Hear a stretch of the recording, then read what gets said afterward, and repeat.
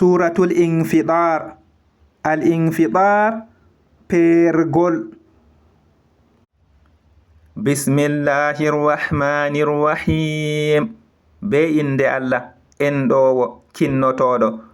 Idha sama'un fatarat, nde tawe asama feeri. Wa idhal kawakibun tatharat, e nde tawe kode jaynanteɗe cakake. Wa idhal biharu fujjirat, e nde tawe maje paƴƴitama.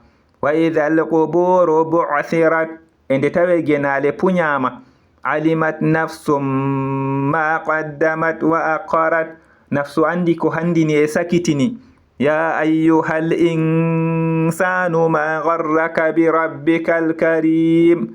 Ya an neɗɗo ko estima be jawma tedduɗo. Alladhi khalaqaka fasawwaka fa'adalak, on mo tagima nden o fondima nden o fotitinima. Fi ayyi suratin ma sha'a rakkabak, ha kay sura ko o muyi o wa'indirima. Kalla bal tukazzibuna biddin, nanon fi accu on ɗo pewna hiteki.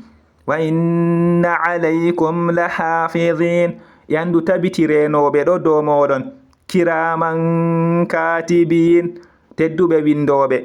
Ya'lamuna ma taf'alun, ɓe ɗo andi ko on kuwata. Innal abrara lafi na'im, andu laɓɓe tabiti nder nema. Wa innal fujjara lafi jahim, yandu miliɓe tabiti nder juɗoye.